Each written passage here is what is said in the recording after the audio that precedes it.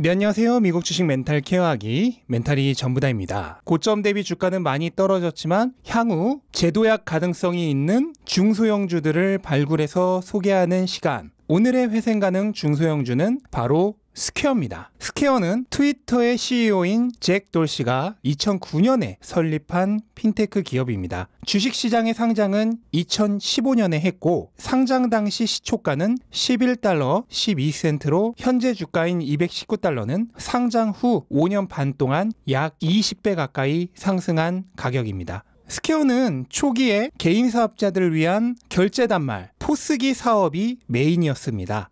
이런 사업이 늘상 그렇듯이 초기에는 보급률 확대를 위해 하드웨어 자체는 오히려 손해를 보면서 파는 구조고요. 이후에 나오는 거래 수수료가 스퀘어의 주 수입원입니다. 또한 최근의 핵심 비즈니스는 시대의 흐름에 맞춰서 모바일 뱅킹 서비스인 캐시앱입니다. 캐시앱을 통해 송금, 비용의 지불, 대출, 주식 거래, 비트코인 거래 등을 할 수 있습니다. 그래서 이미 사업의 무게추가 포스기 사업보다도 이 캐시앱 쪽으로 기울어지기 시작했고 향후 스퀘어의 주력 비즈니스는 의심의 여지가 없이 캐시앱이 될 것입니다. 실제로 최근 캐시앱의 수익이 급격히 성장해서 이번 2021년 1분기에는 캐시앱이 처음으로 포스기 사업, 그러니까 가맹점을 통한 수입을 초월했습니다. 내친김의 매출 구조를 보자면 거래 수수료 매출이 전체의 약 20% 정도, 그리고 앞에서도 말씀드렸듯 하드웨어는 거의 무상이고요. 가맹점 가입료 및 관련 서비스 매출이 10% 정도, 그리고 캐시앱을 통한 비트코인 판매 매출이 무려 70%입니다. 덕분에 비트코인의 가격과 거래량이 스퀘어의 주가에 지대한 영향을 미치는 게 사실입니다. 재무제표를 살펴보자면 매출은 이번 분기에 $50억 달러를 돌파해서 1년 전 대비 거의 4배 가까이 폭등을 했고요. 순이익도 $4천만 달러로 1년 전 1억 500만 달러 적자에 비해 엄청나게 급상승했습니다. 그리고 한 가지 주목해야 할 점은 매출에는 비트코인의 영향이 무려 70%로 지배적이긴 하지만 수익에는 별 도움이 안 된다는 겁니다. 왜냐하면 매출 35억 달러 대비 비용 지출이 34억 3천만 달러로 마진율이 굉장히 낮기 때문입니다. 캐시앱의 비트코인 거래 수수료는 1.76%입니다. 그렇기 때문에 스퀘어가 먹을 수 있는 마진이 작은 거는 당연한 것입니다. 스퀘어의 수익에 있어 중요한 것은 역시나 거래 수수료와 가맹점 수수료입니다. 이것은 매출 대비 지출이 별로 없기 때문이죠. 또한 여전히 총이익 대비 영업 지출이 굉장히 많습니다. 이건 초기 성장 기업에서 흔히 나타나는 특성이죠. 사업 규모가 더 커져야 비로소 매출 대비 영업 지출의 비율이 내려가면서 마진율이 올라가고 높은 수익을 거둘 수 있습니다. 재무 상태로는 유동 자산은 유동 부채 대비 많은 편이나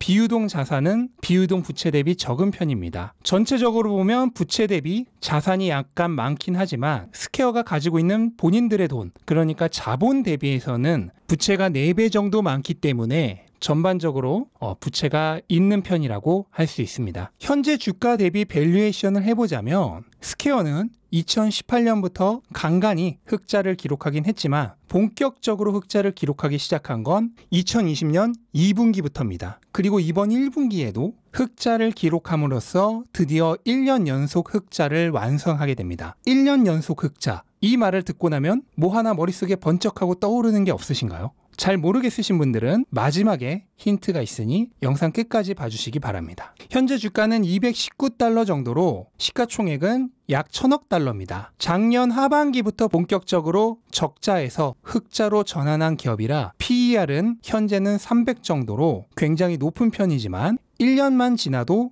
100 정도로 3분의 1 토막까지 떨어지게 됩니다. 매출 대비 주가 PSR은 7.5배 정도로 성장 초기 기업이란 점을 생각했을 때 그렇게 많이 높은 수준은 아니라고 보여집니다. 전문가들이 예상하는 2025년까지의 평균 성장률은 40% 이상이고요. 이 정도 성장률이라면 일반적으로 PER 100배 이상은 충분히 가능하다고 생각을 합니다. 개인적인 생각으로는 애널리스트들의 평가가 정확하다면 현재의 $200 초반대의 가격은 합리적입니다. 하지만 싸진 않아요. 그런데 급속 성장주에 대한 애널리스트의 평가가 대부분 굉장히 보수적이란 거를 생각해야 합니다. 실제 성장률은 훨씬 높은 경우가 많죠. 그래서 만약에 실제 성장률이 더 높을 경우에는 현재 주가는 충분히 매력적인 가격이라고 말할 수 있겠습니다. 애널리스트의 평균 목표 주가는 286달러로 현재 주가보다 30% 정도 높고요. 17명의 애널리스트가 바이,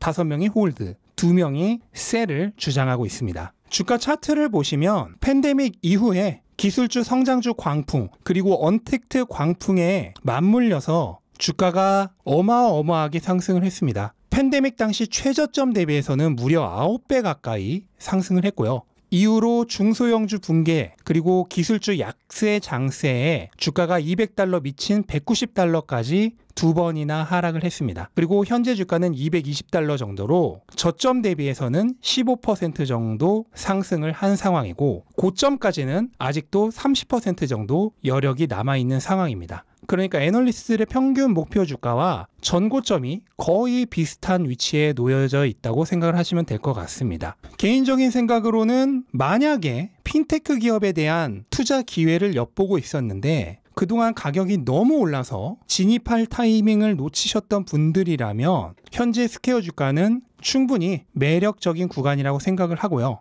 다만 스퀘어 역시 기술주 그리고 중소형주들의 장세에 굉장히 영향을 많이 받는 주식이기 때문에 주가가 크게 흔들릴 수 있다는 점은 생각을 하시고 매수를 해야 합니다. 그래서 기본적으로 장기 투자적인 마인드로 접근을 할 필요가 있고요. 매수를 할 때 일괄 매수를 하기보다는 긴 기간에 걸쳐서 나눠서 사는 분할 매수를 추천드립니다. 자, 이렇게 스퀘어에 대해서 간단히 알아봤고 마지막으로 스퀘어를 얘기할 때 빼놓을 수 없는 중요 사항들을 3가지 정도 언급해 보도록 하겠습니다. 우선 첫 번째는 비트코인입니다. 스퀘어는 앞에서도 말씀드렸듯이 비트코인의 매출이 전체 매출의 70%를 차지하는 만큼 비트코인의 영향력이 결코 무시할 수 없는 수준입니다. 또한 비트코인을 약 2억 2천만 달러 정도 매입해서 보유하고 있는 기업입니다. 그리고 1분기에는 2천만 달러 정도 가격 하락으로 인해 손실을 기록을 했고요. 현재는 추가 매수 계획은 없다고 얘기를 하고 있습니다. 이런 상황이다 보니 비트코인의 가격 등락에 스퀘어의 주가도 굉장히 영향을 많이 받는 편이고요.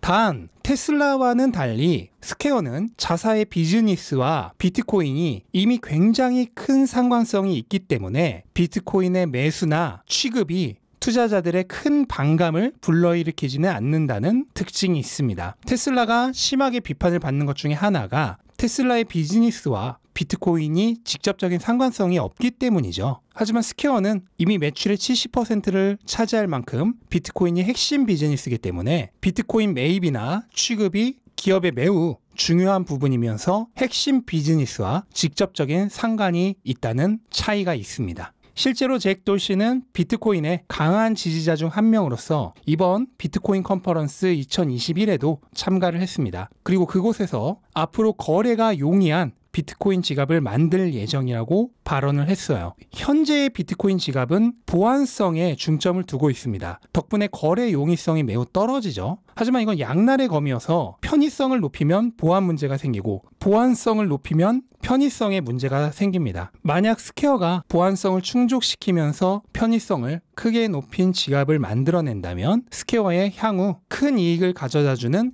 캐시카우가 될 수도 있습니다. 한마디로 비트코인은 스퀘어에게 있어서 리스크이자 동시에 최고의 기회이기도 하다는 뜻입니다. 스퀘어를 논할 때 또 하나 빠뜨릴 수 없는 점, 바로 페이팔입니다. 스퀘어에게는 페이팔이라는 업계 리더이자 최강의 경쟁자가 있어요. 초창기에는 페이팔은 온라인 결제 서비스에 더 집중하고 스퀘어는 개인 사업자를 위한 결제 수단에 더 집중함으로써 비즈니스 영역이 크게 겹치지는 않았습니다. 하지만 최근에는 양사 모두 모바일 뱅킹 서비스에 주력을 하고 있고 그로 인해 앞으로는 강한 경쟁이 예상됩니다. 심지어 페이팔 역시 스퀘어처럼 비트코인 거래를 지원하고 있고 앞으로도 비트코인의 지원 영역을 더 확대할 예정이기 때문에 정면 충돌을 피할 수가 없는 상황입니다. 페이팔의 시가총액은 3천억 달러 이상으로 현재로선 스퀘어보다 3배 정도 큰 상대입니다. 이 엄청난 경쟁자와의 경쟁에서 스퀘어가 어느 정도의 역량을 발휘할지가